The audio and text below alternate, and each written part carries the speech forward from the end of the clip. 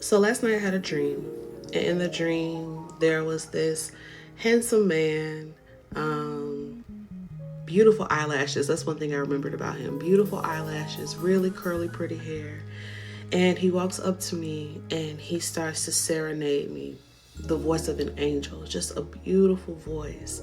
And it was kind of intimate in that while he was singing to me, he kind of was holding my hand. He was locked in, eyes looking directly at me, piercing, right? And just, I don't remember what he was singing, but I knew the song was just for me. It was like it had been written just for me.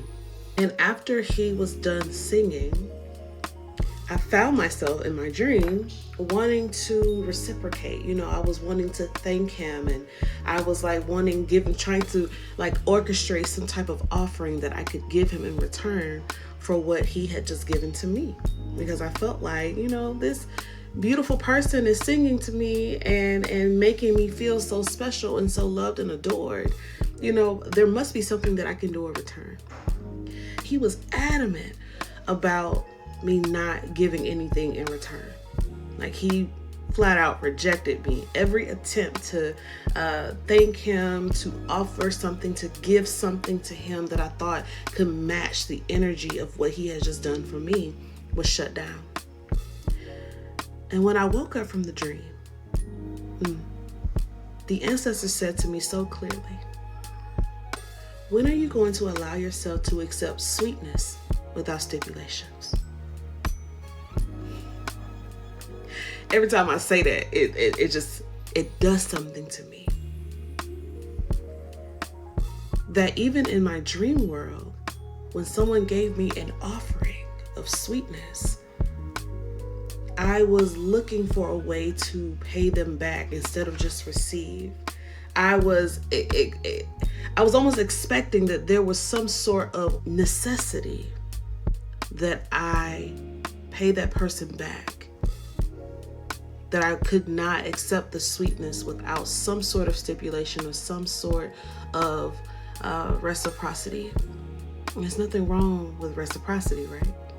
There's nothing wrong with gratitude. But they were saying you have to get to a place where sweetness for you is the standard. Sweetness for you is the standard. That ministered to me so deeply today. And I was like, I need to share this with someone because I know I'm not the only one. I'm not the only one who needed to hear that sweetness is the standard. It should be what we expect from folks.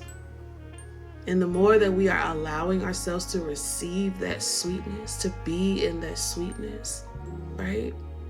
The more abundance I think that we generate, right? The more that we are able to, especially if you happen to be a Black woman or a Black person of marginalized gender, like the more marginalized you are, I think the more sweetness you need to receive. Do you know that you're worthy of sweetness without stipulations? Do you know that you are worthy of pleasure without having to perform? Do you know that you are enough as is and that you can receive offerings of sweetness without having to fawn, right? That you can express gratitude without giving yourself over fully. That's what I'm sitting with today. And I know that I deserve that sweetness. Sweetness is my standard. If this message resonates with you and you're watching this before October 31st, I invite you to sign up for a prayer service that I'm doing. It's called Grandma's Pocketbook Prosperity. Because the mothers want to open up their pocketbooks and give us a blessing to pour out sweetness upon us. And I'm going to do what I know to do, to conjure and to work with these spirits, to bring in the sweetness that you so deserve. And if this is something you know you want to do, I invite you to sign up. Choose your investment as a sliding scale and put your faith into your petition. I would love the opportunity to conjure for you, to call your ancestors by name and to ask for the blessings that you want, because sweetness is not special, it's a standard.